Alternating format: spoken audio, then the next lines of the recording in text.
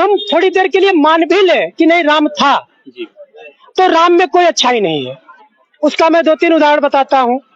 हम कह रहे हैं लेकिन लोग तो उन्हें पुरुषोत्तम बताते हैं। वही मैं कह रहा हूँ, पुरुषोत्तम राम नहीं है, पुरुषोत्तम जो है वो रावण है।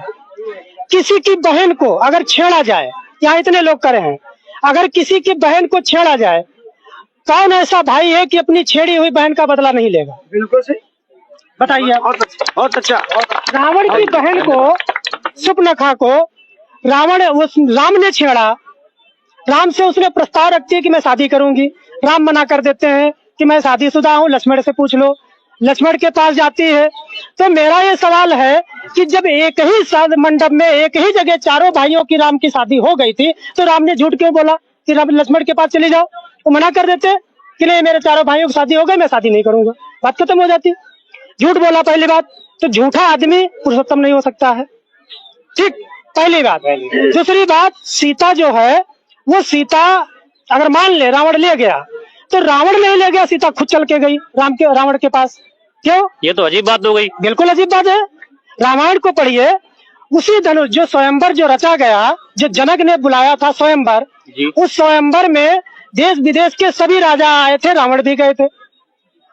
तो रावण उस स्वयंवर में शर्त जो धनुष को उठाएगा, उसकी डोरी खींचेगा, उसके साथ सीता का विवाह होगा। कोई भी राजा उस धनुष को उठा नहीं पाया, रावण भी नहीं उठा पाया था, ठीक है। तो रावण भी नहीं उठा पाया था, तो उसमें एक दोहा मुझे याद नहीं है, दोहा है कि 10,000 राजा एक साथ उठाए थे। भूप सहस्र दस एक ही वारा, लगे उठावन टारे न डारा। हाँ, मतलब 10,000 राजा उठाए थे उसको जी। तो मेरा ये सवाल है, 10,000 लोगों को खड़ा करिए, एक आदमी को लगभग 1.5-2 फीट जमीन चाहिए है।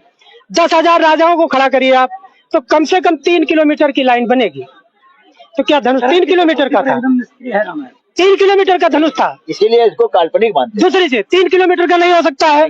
हम थोड़ा छोटा कर ले, 5,000 उधर से खड़े कर ले, 5,000 इधर खड़ा है, तब भी 1.5 किलोमीटर का बनता है। हम थोड़ी और कल्पना करें, मान लो 10,000 राजा उठा लेते, मान लो थोड़ी देर कल्पना करें, 10,000 राजा उठा लेते, सीता की शादी किसके साथ होती? हमें बताओ, सीता की शादी किसके साथ होती?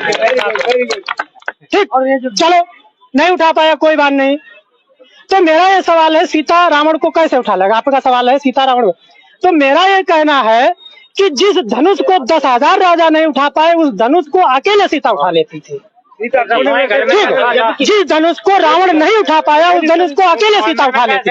लेकिन वो सीता माता थी ना, उन्हें वरदान था, उनके अंदर शक्ति थी। तो रावण कमजोर हो गया। भाई साहब, सवाल पूरा हो जाने दीजिए।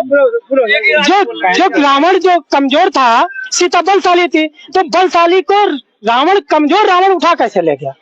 हम कह रहे आज आजमा लो, कोई महिला ताकतवर हो, किसी छेड़ को दिखाए कोई आदमी, अगर कमजोर पुरुष है छेड़ सकता है?